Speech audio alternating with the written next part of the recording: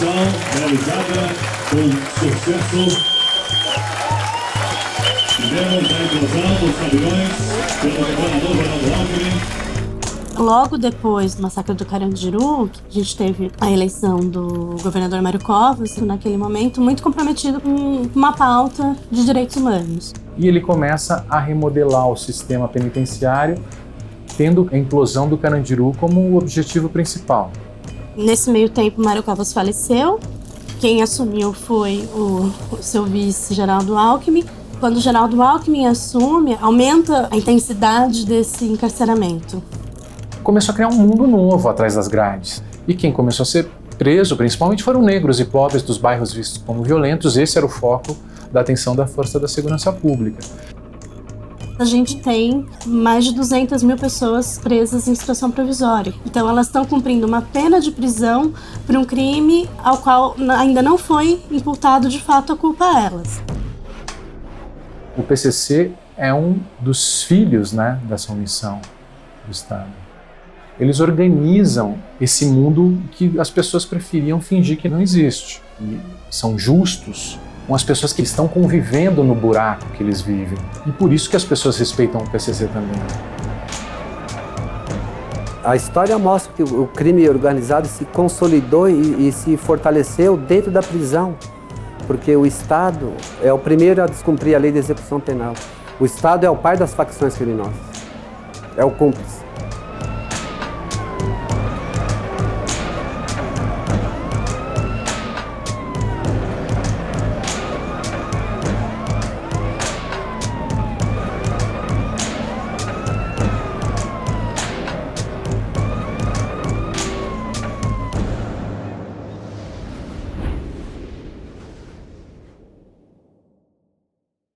Os 74 policiais militares foram condenados pelo envolvimento na morte dos 111 presos. Eles foram submetidos a 5 julgamentos. O primeiro em 2001. Os outros 4 aconteceram entre 2013 e 2014. Em todos os júris, os réus foram condenados.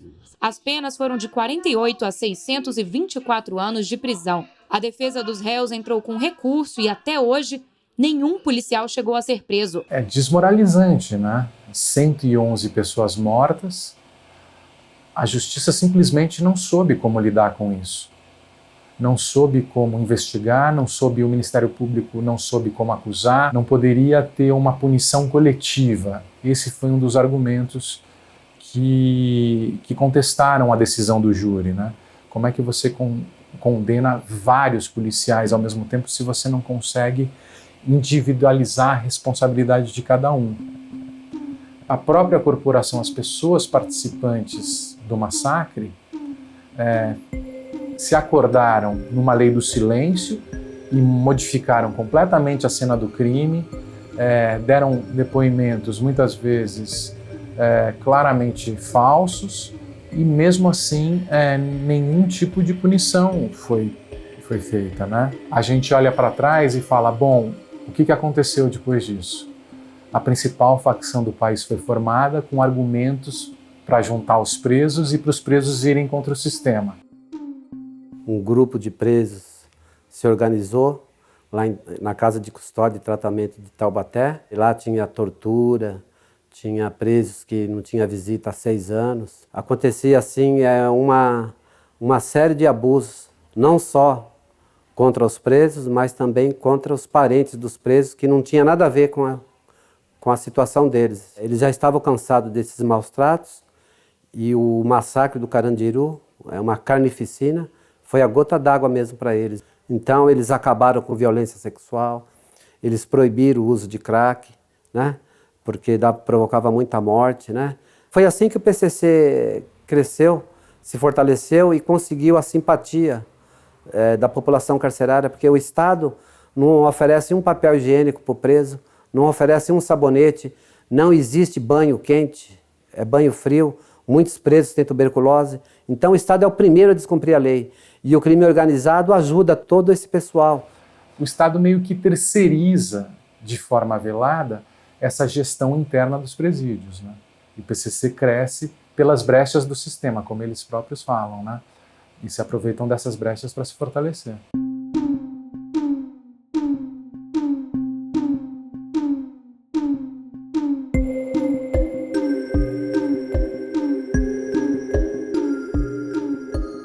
O PCC percebeu que se ele chegasse nas fronteiras, acessasse os fornecedores do Paraguai e da Bolívia e passasse a vender droga no atacado para outros estados brasileiros, ele ia ganhar muito mais dinheiro.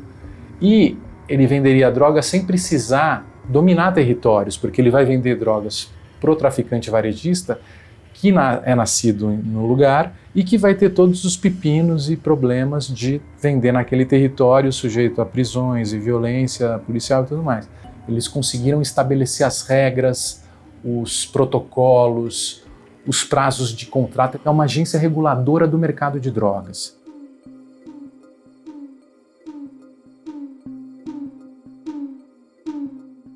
O Estado serve para regular. Se não tem Estado, quem faz essa regulação é o crime.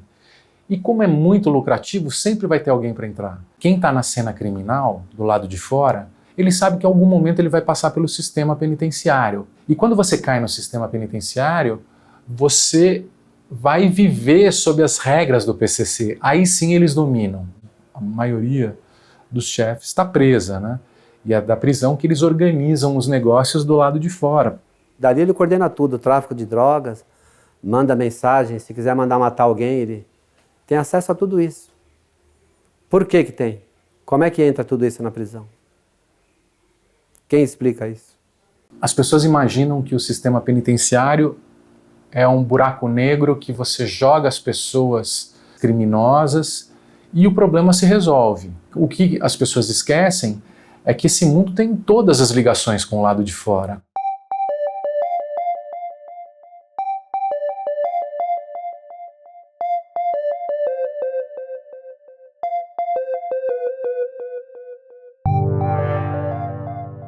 Aquilo que na década de 1920 estava numa distância absurda de um dia de viagem quase, aí fica a 5 minutos do centro, a sociedade toda deseja que ele vá embora.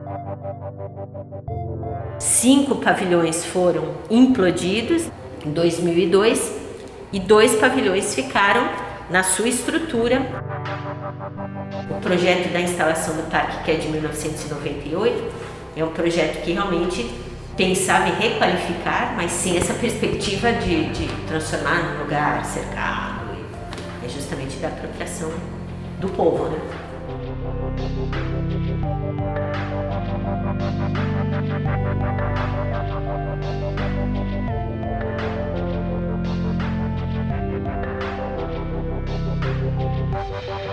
Essa política de interiorização das prisões, ela tem vários impactos. O principal foi que o sistema cresceu de forma sem precedentes, cresceu absurdamente.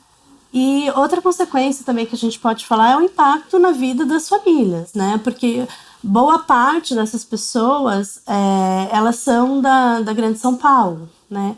E acabam sendo deslocadas para várias unidades do interior. Também tem a questão das transferências, né, entre unidades, que às vezes acontece sem aviso prévio para as próprias famílias. Então, às vezes a família chega para visitar a pessoa numa cidade e ela foi transferida para outra. Quando você coloca uma pessoa do lado de lá, tem desde uma família que se desestrutura, até mulheres e parentes que continuam visitando o preso. Esse preso recebe um carimbo nas costas de que ele é um egresso e não vai mais conseguir emprego. São muito frequentes os relatos de pessoas que saem sem documentação, sem entender muito bem como é que elas buscam assistência jurídica, assistência de saúde, ou um acesso a emprego e educação. A própria lei de execução penal fala que, no caso do trabalho, ele não tem que ser só produtivo. Esse trabalho tem que qualificar, de alguma forma, essa pessoa para que ela volte à liberdade com mais ferramentas para que ela possa se inserir. A gente está justamente tentando pensar em como não fazer com que esse ciclo de violência se perpetue, né? E isso impacta em todo mundo.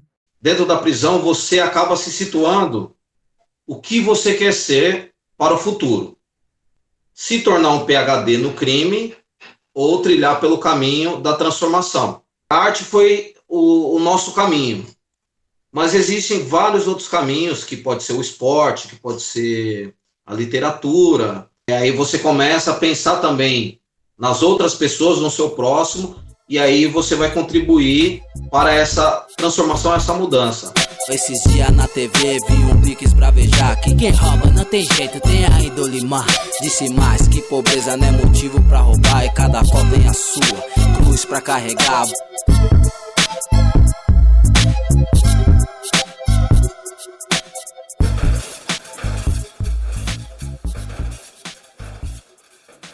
Hoje, quando a gente está falando o que se chama de privatização dos presídios, né, de maneira generalista, a gente está falando sobre vários modelos diferentes que estão dentro desse guarda-chuva. Mas, de maneira geral, os custos envolvidos nisso são mais elevados do que um modelo público de gestão. O Estado geralmente paga a empresa pela quantidade de preso. Não existe nenhum dado, nenhuma evidência de que isso torne o sistema mais efetivo na sua função de ressocialização da pessoa. A questão econômica não se justifica e também a eficácia não se justifica. Se a gente está falando em aumento de custo num modelo privado, a gente poderia estar pensando também num aumento de investimento num modelo público que poderia estar gerando resultados positivos. A maior parte das pessoas que estão presas, elas têm baixa escolaridade, são pessoas negras, são jovens. É um público que a gente está perdendo que poderia estar aí construindo novas trajetórias se tivesse tido acesso a políticas públicas antes da política pública de gestão penal ou segurança.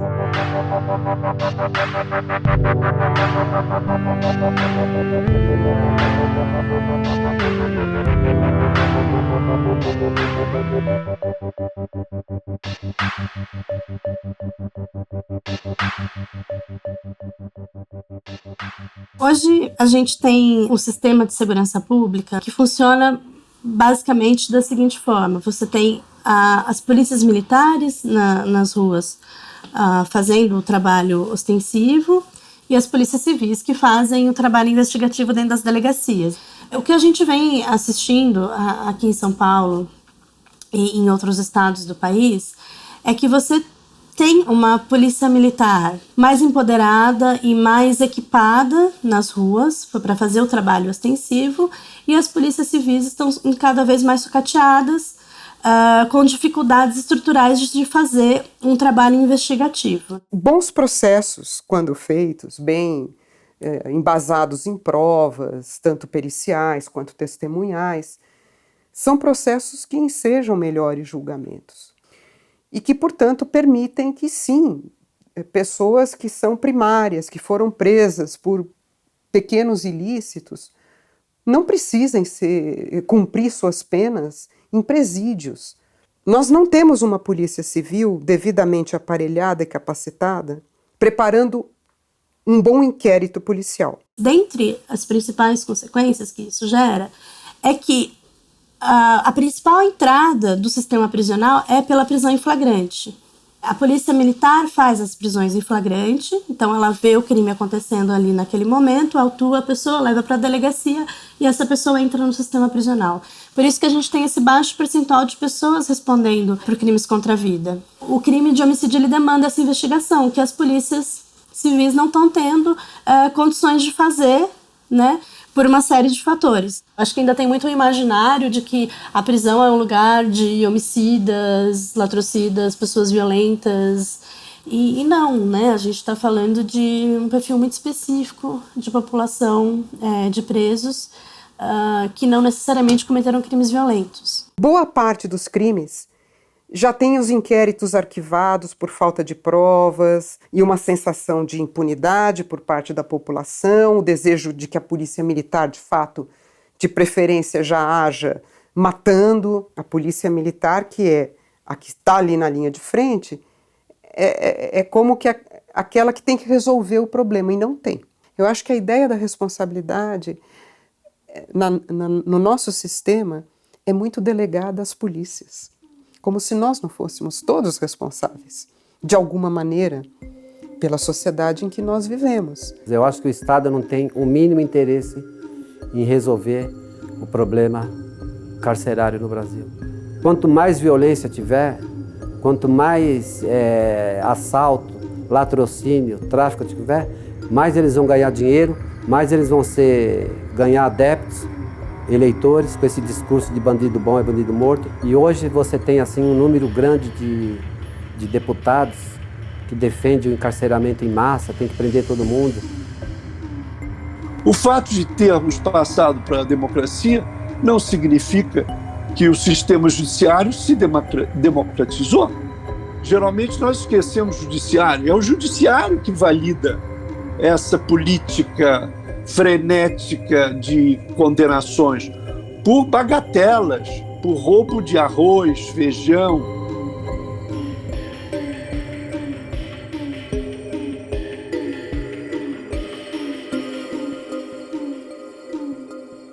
A gente tem muitas prisões em flagrantes de crimes de baixo potencial ofensivo, de crimes sem violência, muitas vezes crimes patrimoniais, cujo o valor dos objetos é inferior ao custo de manter a pessoa presa por 6 meses até ter a primeira audiência do processo, né? Então a gente tem um sistema que não tem uma racionalidade econômica operando por trás. Das pessoas que erraram, mas tem outras que erraram muito mais ainda e são tratadas assim de maneira totalmente diferente, porque elas têm mais poder aquisitivo. Está cheio de casos de político que foi preso aí que roubaram milhões, abriram offshore, lavaram dinheiro no exterior, abriram contas em paraísos fiscais, que a punição foi usar uma tornozeleira eletrônica.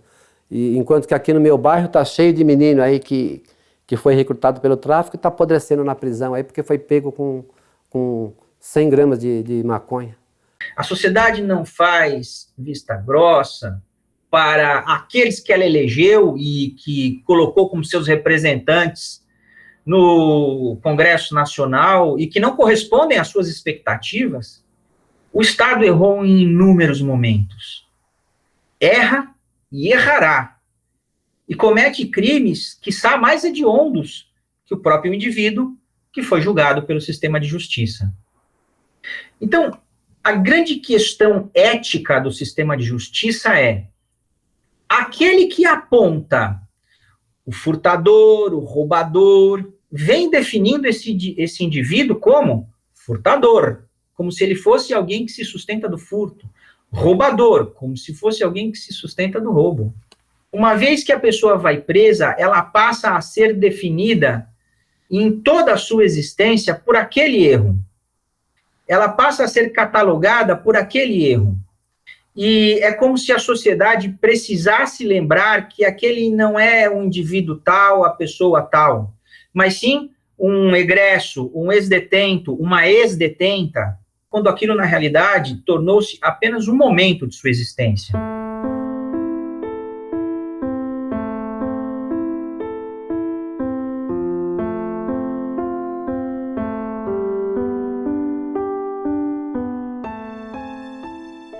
Mas existe, é muito comum entre todos eles que nos visitam, os ex-presidiários, eles chegam aqui com uma expressão muito interessante para a gente, porque eles falam, eu morei aqui tanto tempo. Agora, muitas vezes, eles já se colocam na posição do que eles sofreram, do que eles viveram. Muitos deles, inclusive, trabalham hoje com questões educacionais, já tentando, né, ilustrar para a galera que a vida do crime realmente não compensa e essa estada aqui não é nem um pouquinho interessante ou glamourosa. Desde 2015, a gente tem as audiências de custódia acontecendo no Brasil e isso tem surtido um pouco de efeito sobre o percentual de preso provisório. Tem diminuído um pouco o número de prisões desnecessárias.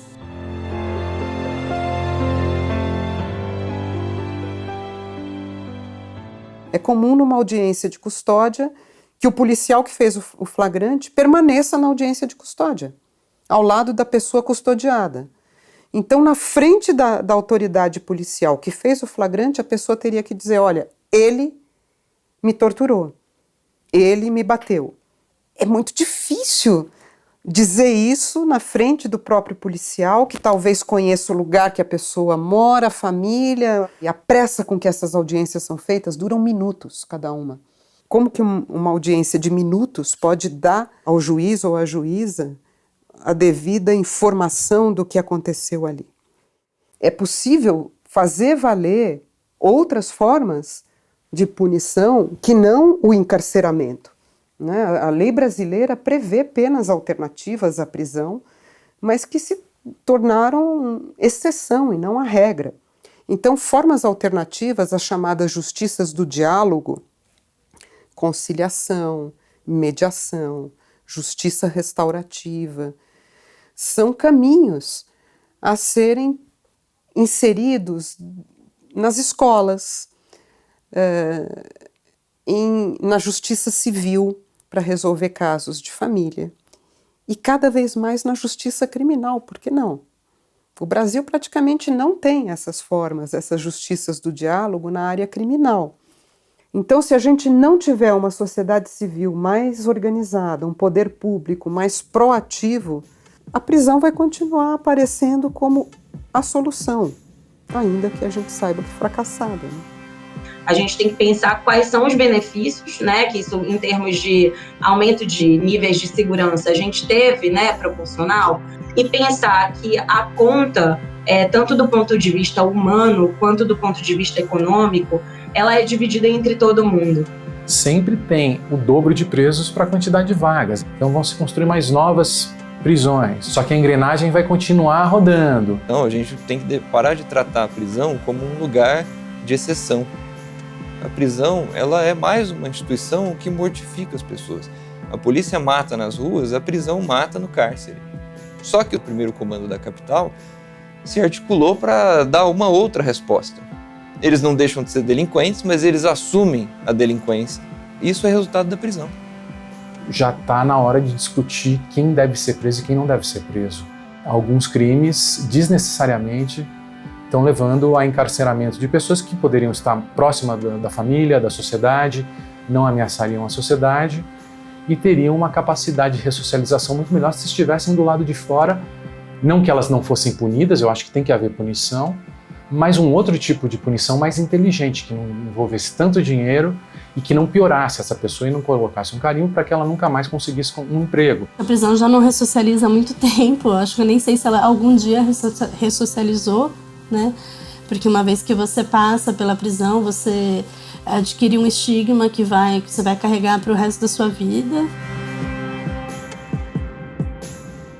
Elas são depósito de gente indesejável.